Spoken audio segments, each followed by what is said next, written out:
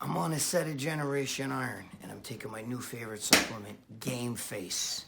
I used to take Alpha Brain, but it's twice as strong, and I'm a big nootropic guy, and I need it when I do films like this. So, like me, I think you should get your Game Face on.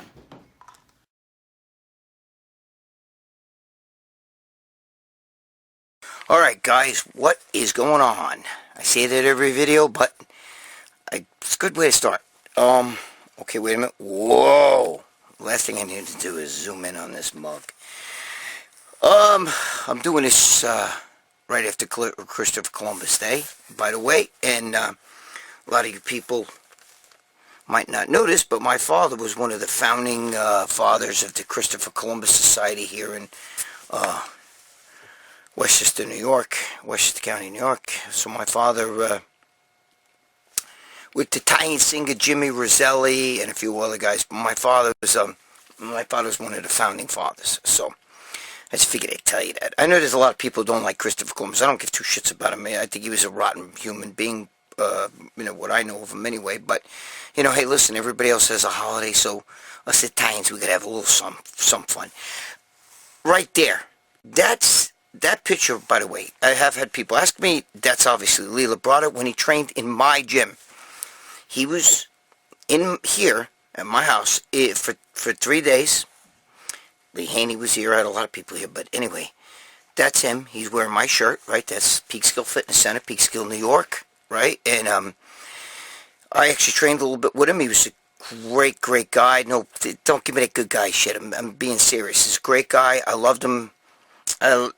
He actually said a lot of things that never got out of my brain to me. I like his son. I seen interviews. I never met his son, His wife, Robin, I know, so I know his wife, Robin, because he was here for 3 days. She was here, too. And, he in 1988, by the way, 2 weeks before the 1988 Mr. Olympia, he was here. So, I don't know if this video is going to come out before in time, but I don't know. I like his son. I hope his son wins in Mr. Olympia. I don't know his son. Never met his son. Don't know anything, don't know too much about all these guys today. He's next to my boy Paul DeMeo, by the way, right there. We got to give him props. Paulie, rest in peace. Yeah, so I just figured I'd tell you that. I really like the kid. He seems like a really nice kid. I've seen him in interviews. I like his personality. I think he's a nice, he seems like a nice guy. Robin, his mother's a great girl, and Lee was always a very good, warm guy. So I gotta give them props. And of course, right here, my boy right there, Rocky Marciano. Rocky Marciano. Why do white people always talk about Rocky Marciano? Well, you remember that was from the movie, what the hell was it? Coming to America. So I always think about that. But I've always been a Rocky Marciano fan since I was a little boy, because my father was a big, boxing guy and everything too. So, but anyway, I figured I'd just tell you that stuff. I'm different. Like, most guys get jealous, have jealousy problems, or, most guys get, people get anxiety easy and stuff. I don't get those things. Like, now we talk on, this is a good segue to talk about this really fast. On RX Muscle, we we talk about stuff. Before we do the show on RX Muscle, we talk about a lot of stuff, bro. We always say, if we filmed what we talk about, there'd be a lot of people very offended. But it would be so interesting for you guys, because we talk about shit that you guys have no clue and everything. Listen, we are all been in this industry, especially Palumbo, Romano, myself, Jimmy the Boat. We've all been friends for a long time, man. You know what I mean? You're talking, a long time. I know Jimmy the Boat since 91. But the thing is that we know the other side of things. I could tell you this bodybuilders who are loved, this bodybuilders who are hated, I could tell you the other side of things, because I know, I've been around these guys and everything. But we talk about stuff that's fucking amazing. And, I gotta tell you, I'm actually getting to something here. We talk about my girlfriend, and I'll say shit like, because my girlfriend thinks Johnny Bravo's cute, you know. So, and I say that, and then, you know, that spins into all this stuff like, you know, would you let her fuck him? And I say all this shit, yeah, let her fuck him, you know. I could say that because I have a great relationship with my girlfriend, and I don't get jealous. If my girlfriend's sister tells me, oh, you know, Johnny Bravo's cute, look at his eyes, look at his hair, whatever the fuck it is, this shit, like, I don't get jealous at that. My girlfriend could look at a guy could look at my girlfriend and never get jealous. I'm not the kind of guy, I love when my girl dresses like a hooker or something like that, and we walk out, we go to dinner. I took my girlfriend to my boy Federico, who, my boys, Steve Gamiello and his daughter got married, you know, and his cousin Federico, who's, I've known since, you know, we were all kids and everything together, you know what I mean? I grew up with him. You know, he was, Furio on The Sopranos. And the thing is, you know, like my girlfriend, we were there, you know, at that wedding, my girlfriend was wearing, like, the hottest outfit. I mean, like, fucking guys were, like, going crazy because my girlfriend's legs, you know, exposed and everything, and I don't care. I like it. Little guys look at it. I don't give a shit. So I'm a unique person. I don't get that jealousy thing. You know what I mean? So when we talk about stuff, you know, I just want you guys to know that it's not like I'm not really being disrespectful. We fuck around. My girlfriend will say the same shit. I just look at a girl and say to my girlfriend, "Oh my God, that girl's hot. She's good. Well, look at that ass." You know what I mean? She'll be like, "Yeah, she's good." Nice. You know, and she's not into the girls. But what I'm saying is, we have it like that. There's no jealousy. Let me tell you something. Jealousy, violence, and lying. You know, those three things are relationship killers. If you got one of those bad traits, if you're a liar, if you're jealous, or if there's violence, you know, you smack around your girlfriend, push her around, do anything, dude, you got to get fucking help. Because you shouldn't be in a relationship. And no girl should put up with that. Alright, so we're very good like that. And I gotta tell you something. Just to show you how much like we are really close, all of us guys, at the RX Muscle Show. Do you know that when we do all this shit, and I make shit jokes about, like, you know, they make jokes, would you let your girlfriend fuck this guy or that guy? And I say, yeah, why not? I don't give a shit. And we need the money. She'll charge. But, you know, we play. But the thing is, you know, Dave Palumbo actually, you know, called me and said to me, Greg, listen, you know, are you okay with this stuff? You know what I mean? Because if you're not, I'll stop them.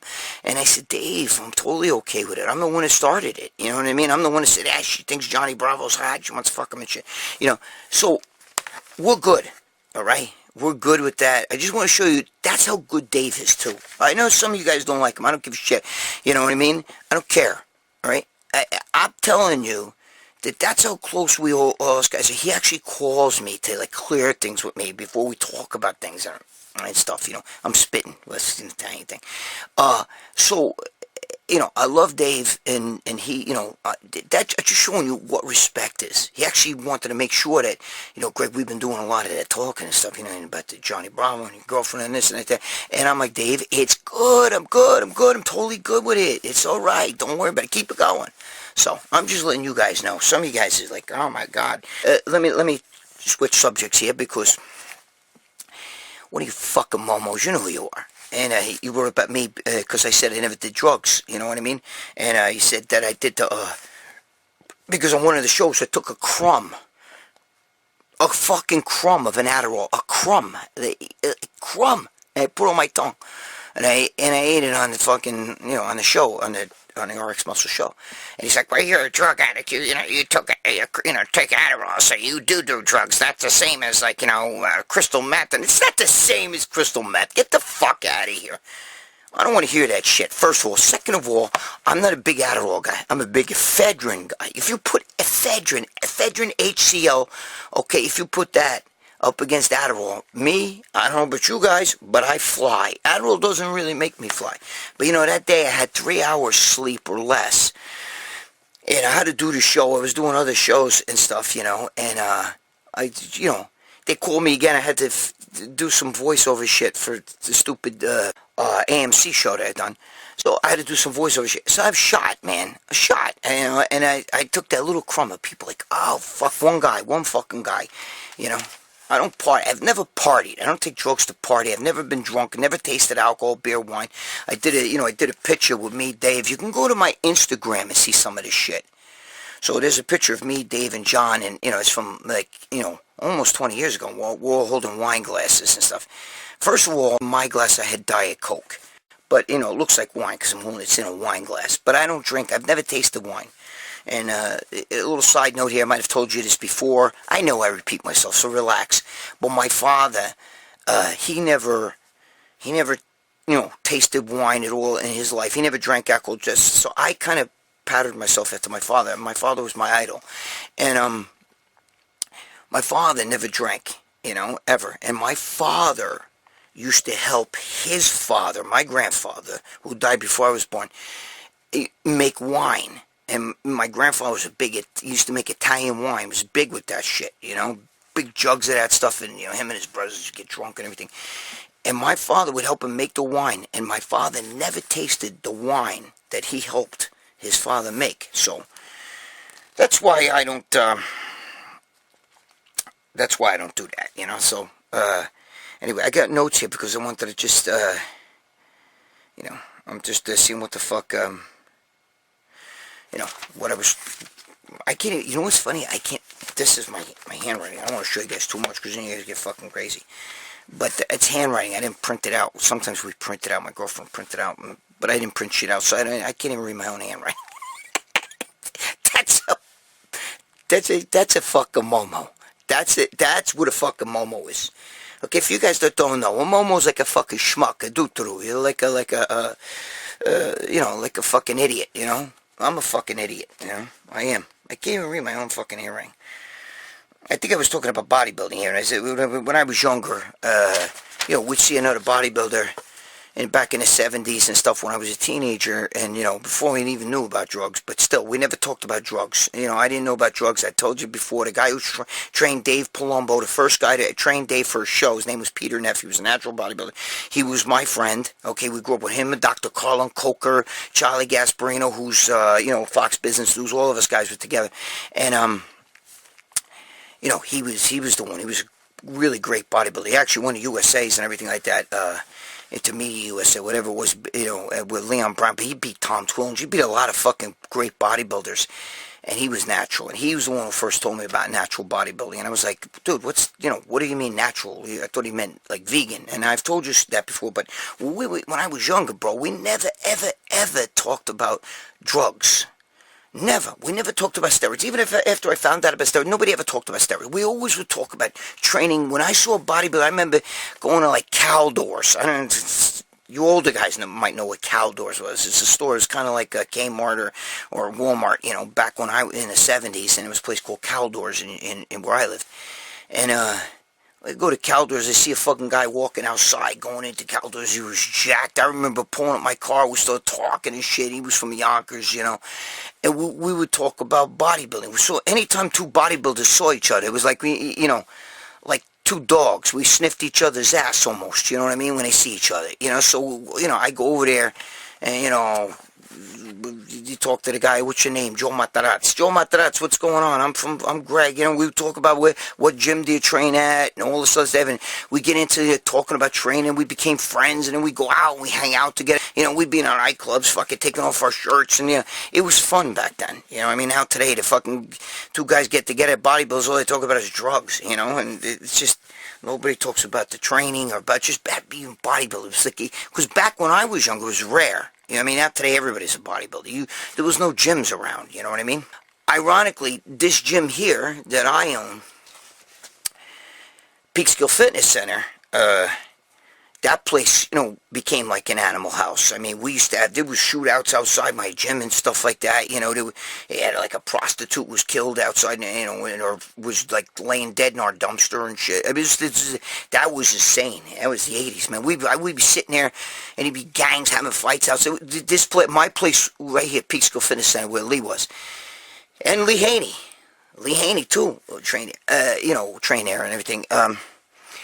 That place was so fucking crazy. The neighborhood was so bad, okay, that there was a McDonald's across the street, and it went out of business because the neighborhood was so... Now, dude, there's McDonald's in every hood and ghetto-ass neighborhood on the planet, all right? There's a McDonald's. And in that neighborhood, they had to get the hell out of there because there would be shootings. And it was bad, And all the bodybuilders would come there, and we had wars in that gym. Wars. There were like full out fights, guys with bats and shit. I got hit with a bat once in there. It was just insanity. But you know what? When you were training, it was phenomenal. You know what I mean? It was bodybuilders everywhere, and it wasn't until that closed that I started selling the juice, and then I eventually started taking the juice, But I actually met all my connections and all my friends and all that shit through that gym, But the gym itself was like, it was an animal house, It was just an animal house. We would have orgies in there and, all kinds of sex shit going on and stuff. It was crazy, man. And I miss those days, you know what I mean?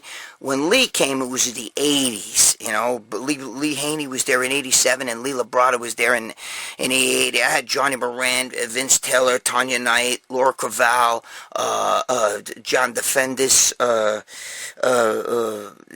had so many guys, Renel Javier, I had so many bodybuilders there, bro, over to, Rick Valente, oh my God, Ron Love, Jackie Paisley, it was an animal house, bro. It was an animal house.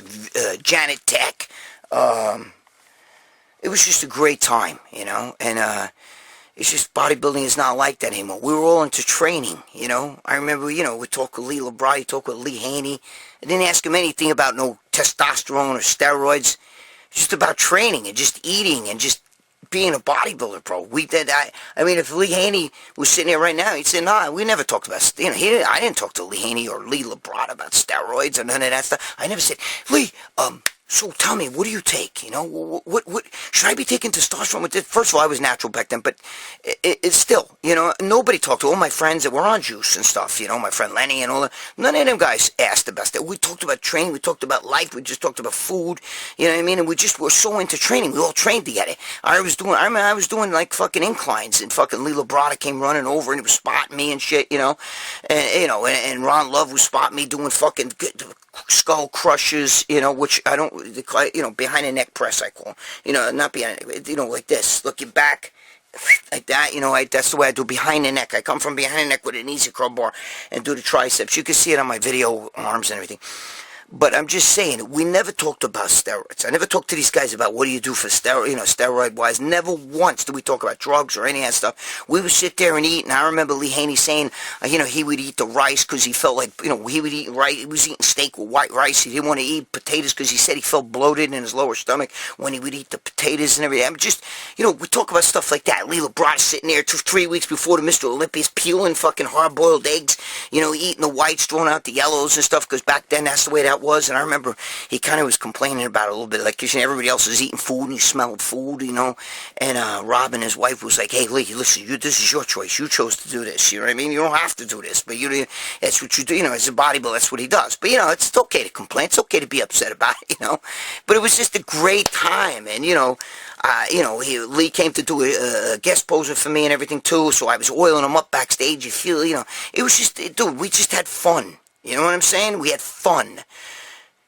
The bodybuilding ain't like that anymore. The minute you get with somebody, I walk through a club, the guys talk to me, the first thing they ask me, dude, what are you taking? Dude, I was taking this trend. Dude, you think it's real? Blah, blah, blah, blah, blah. Talking about shit like that. It was, I don't know.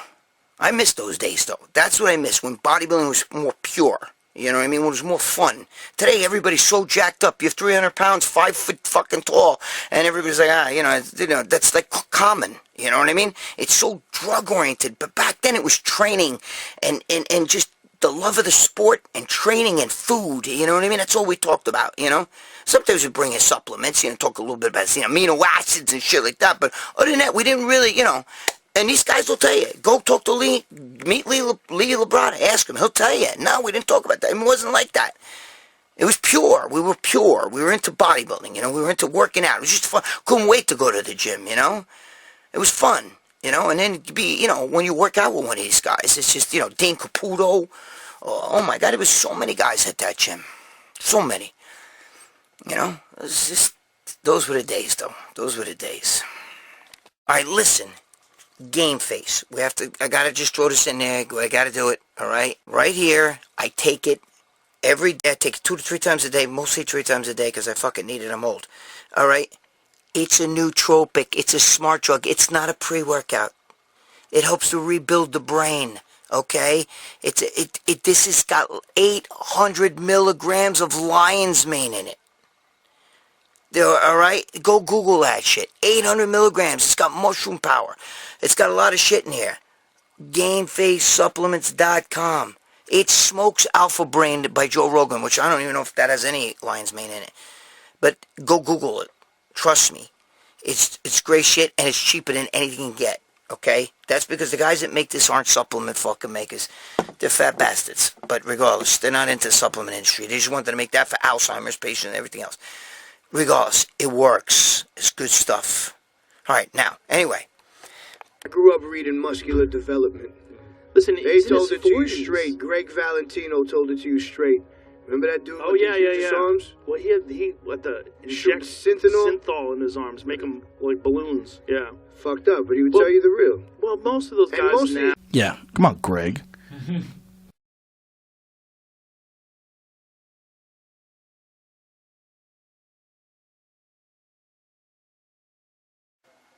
Greg, send me a bowl, you sick bastard.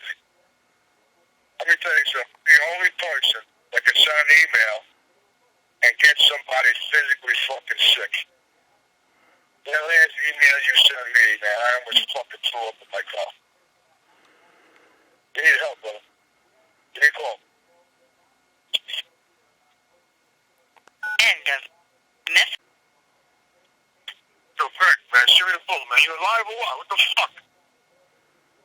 Give me a call, man. Alright, I gotta talk to you over here. Jesus Christ. Next message. You're a big fucking nut. Send me a call. Take a call back and then it's got the fucking movie, you saw the cock or whatever it is, something like that. Take a call back. End of messages. I'm here with the one and only rambling freak, GREGG Valentino. Just squeeze my ass. All right.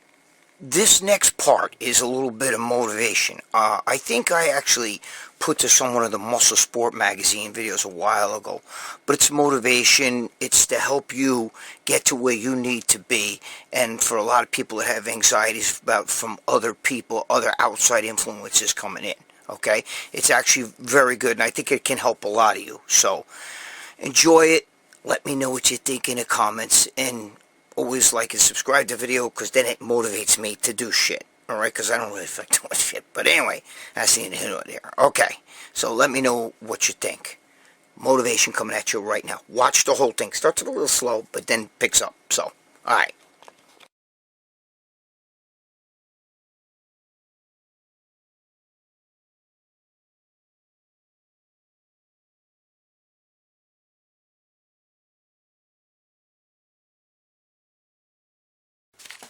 Alright. This is a question. It's kind of a little bit sticky here. I'm going to try to help this guy. Alright. Mike Lebowski said, I spend most of my, reading off the clipboard here, I spend most of my time trying to make someone else happy, and I noticed that I am the one that's not happy. A lot of people feel this way, that and I believe it's a personal self-esteem thing. I think that if you're trying to make somebody happy, be it your wife, husband, whatever, your boss, and and you're going way past what you should be doing, you're giving more of you than you should be giving, then that's a self-esteem thing with you. Okay, people spend their whole lives punishing themselves for things that maybe other people have done to them. It doesn't really matter what happens to you in life. It matters what you do about it, okay? I mean, if you stand there and you allow people to take advantage of you, you know how it is. If you're a nice guy or a lot of people can't help that. It goes back to like the old Scorpion and the Frog, where the frog fucking wants to swim across the pond, the scorpion wants to hitch a ride. And if fucking frog says, don't go stinging me and shit, you know what I mean? And Scorpion says, I promise you I won't do that. And then halfway across, he stings him. And what happens? Frog says, now I'm going to die, and you're going to die. We're both going to die. We're going to drown. Why did you do that? And Scorpion said, I'm a scorpion. That's what I do. I sting. You know what I mean? You see, some people want to bring you down with them. Okay, that's how they feel better about themselves. Because they're going to bring you down with them. Okay? They don't like themselves. So basically, when somebody takes advantage of you like that, is bullying. Okay? That's being a bully. Alright? I have a friend who's kind of going through that right now. You know, with his job and his boss. You know, because he's the boss outside of the fucking workplace. He's probably just a big coward, you know. His wife bosses him around and whatever, but when he's in that workplace, he's king shit. You know what I mean? And it's very common, man. It's very, very common. But there comes a point in time where you're going to have to measure what's more important. Your dignity, your self-esteem, or sucking up to the boss, or sucking up to your, to your significant other, whatever's going on there. You know what I mean? You can't let people take advantage of you, because then you can't look in the mirror, bro. Then you can't look in the mirror. Do you ever have an argument with a guy? Does this ever happen to you? Some of you guys can understand this. I think it's happened to most people, but do you ever have an argument with a guy and you walk away, right? And the guy's popping his mouth like this, you walk away. And then later on, you're fucking mad at yourself. You say, why did I should have fucking just punched him right in the fucking mouth. Why did I let... And it almost bothers you. It almost bothers you didn't knock that motherfucker out. It almost bothers you. You feel like, oh, man, I'm a punk. I punked out. I walked away. That doesn't mean you punked out at all, okay? But it's normal to feel that way. It's normal. Sometimes we go through that, and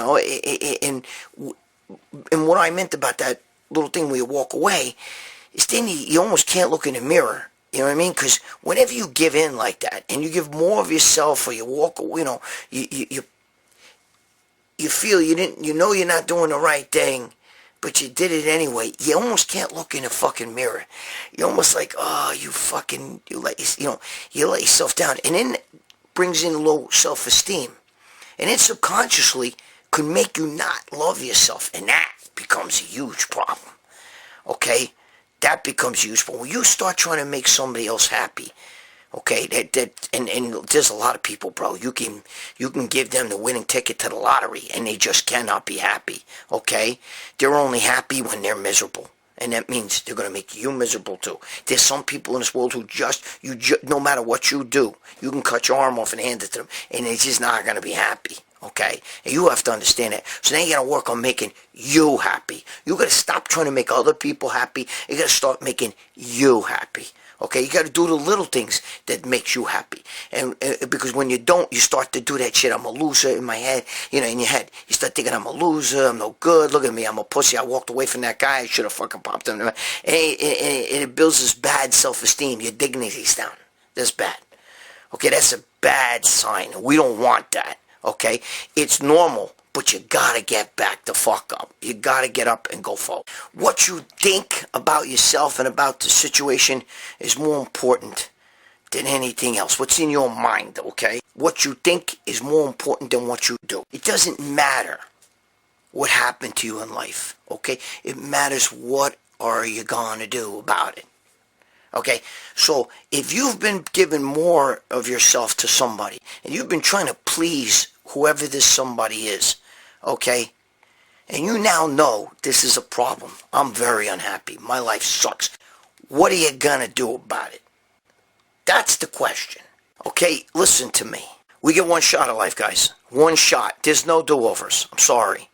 Okay, we don't get a second shot. We don't get a second chance to do this shit over.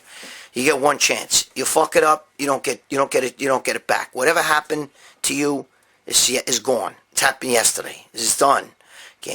What do I always tell you? Can't bang your head over the fucking against the wall over something that you can't control or that's past. All you're gonna do is get a sore head, and the situation remains the same. It's done deal. Yesterday's gone, so we can't do that. Okay. Your life is like a book. From the day you're born to the day you die, there's all these little chapters, all these little pages, okay? And you gotta fucking just turn the page and start a new chapter, okay? You can't, it's done. Whatever happened to you is done. Whatever bad's been done to you is in the past. There's nothing we can do, okay? You have to go forward. You have to write a new chapter. If you know something's fucking bringing you down, you know something's fucking you up, and you still stick in there and you still stick with it, maybe a person, you get married to somebody who's just fucking destroying you, then you got to get rid of them. I'm sorry. And if you feel like, no, but I can't, I'm fucking, it doesn't matter, okay? It doesn't matter if you love them or whatever, but if it's so bad and they're destroying you, you got to get rid of them. Sorry, okay? If it's a job, you got to get rid of it. Sorry. I'm just telling you, that's the way it is. You need to realize that inside each one of us, we're our own hero, okay? Your own hero is you. You've got to become your own hero, meaning you've got to do something about this, okay? You can't rely on somebody else to help you. You can't. It's what you do about it, okay? And no matter how bad it is, no matter how bad the thunder and lightning and the rain's coming, a big fucking snowstorm comes eventually. A storm's not going to be there forever, and you're going to have to deal with the aftermath. All right? You got to fucking believe in yourself. There's got to be a point where you say no more. This is enough now. Okay, if you're in a relationship, you got to look at why it's like that. Did you cause that? Did you, are you, I'm saying to you, you gotta learn. You can't love anybody until you can learn to love yourself. If you don't love yourself, it's very evident. It's very obvious, and you become a target, okay, and a marked person for people to fucking prey upon you. You gotta learn to love yourself. That's seriously, seriously important, okay? And it's the little things that you do, okay, by learning to say no and realize that I'm at rock bottom and I'm not happy, okay? Because if you don't do so, I say this fucking all the time, I've said it in other videos, what you do now reflects on what happens when you're old. If you're fucking 80 years old one day and you're sitting in your rocking chair and you're thinking back on your life and you say, dude, I stressed all this shit. I ate so much shit and I should have done something about it. So what I'm trying to tell you is the situation you're in now. Can you live with yourself when you're older, looking back on this and say, well, at least I did the right thing or whatever, right? More than likely, no. So what I'm trying to tell you is you have no choice but to change. And you got to do little things, okay? You got to do things that make you happy. You got to get a little bit selfish. If you've been giving so much of yourself to somebody else, and you've been basically fucking sucking their dick like that, you have to fucking give. You got to change that, okay? There's definitely heroes that listen to me. You're never gonna realize why you did this, or how you got this fucked up, or whatever, until you get past all this and then you look back. Okay? All I'm trying to tell you is take little steps. Start talking good about yourself, to yourself. Have conversations with yourself. Alright? There's good in all of you. Find that hero in you. Start talking to yourself. Start saying, listen, I don't deserve this. Okay? You must realize that already, or you wouldn't have said, I've given more of myself to somebody. What was the question? You said, I spent most of my life trying to make other people happy, someone else happy, it says here. And I noticed that I am the only one that's not happy. So you obviously know that. You obviously know that, that you're doing something wrong. You obviously know that you're not happy and that there's a reason for that because you're doing it. Start working on you. Okay, start talking to yourself and tell yourself, look, it's not me. I gave too much. I did what I had to do, but I got to come back now. Now I got to start working on myself because I am good. I am worth it. Okay, you got to do that, bro. If you start saying you're a loser, I keep telling you this, if you start saying you're a loser, you got to start believing it. Okay, don't do that. Don't talk bad about yourself. Don't badmouth you. Okay. You need to harness that inner gut that's inside of everybody. All right, that inner hero. It will strengthen your spirit and strengthen your soul. All right? I'm just telling you, cut the people out of your life that are the cancer. They're no good. If it's your job, I don't care how much money you're making. If you're not happy, That's no good. It's not a good job then. It doesn't matter, kid, because money can't buy you happiness. All right? No matter how much money Elvis Presley had, he hated himself enough that he drugged himself and he died. Same thing with fucking Marilyn Monroe. You look up sex symbol in the dictionary. You go to fucking L.A. right now, all you see is Marilyn Monroe, Elvis Presley, Marilyn Monroe, Elvis Presley, Freddie Prinze, another one. Okay, they all had the world at their hand. Good looking, get whatever girl or guy they wanted, but you know what? They hated themselves, and they medicated themselves so bad they died. Okay, money can't save you. Money cannot save you. Yeah, it can make you temporarily happy, and you all say, oh man, I wish I had a lot of money. I can't tell you how many millionaires, how many celebrities have committed suicide, how many people who have millions and millions and millions and millions of dollars. And you may say, oh, that wouldn't be me. That wouldn't be me. You'd be shocked, okay? Because if you're a manic depressive person, you know what you're going to say? Oh shit, I won the lottery. Now I'm going to have all these family members come and look for money, and my friends are going to come, and they're going to start knocking on my door for my money, and then now I got to pay taxes. Oh shit, you see? You know what I mean? More money, more problems. Right? That's the mentality some people have. What I'm trying to tell you is get rid of the negativity. Look at the positivity.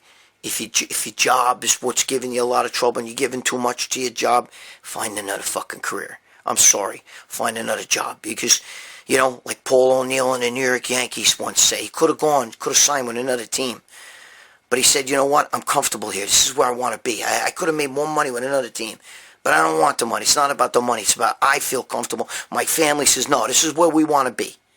Okay? We don't care about the money. We want to be comfortable. All right? Peace of mind. Peace of mind is everything. There you go, guys. Listen, this is the best I can tell you. Only you can make you happy. If you got to rely on somebody else to make you happy, then you got a problem. And if that person needs you to try to make them happy or a job or whatever it is, then it's the wrong person and the wrong job. Bye. See ya. Have a nice life. Okay? So that's what I'm trying to tell you. I hope this helps you, man. Start doing things that make you happy. All right? Go out, treat yourself nice today. Go out and buy something nice for yourself. Talk to yourself in the car. Give yourself a little pep talk, okay? And start cutting the shit out of your life. Okay? Only you can make you happy. You can't make somebody else happy. Remember that. All right. I hope that helps.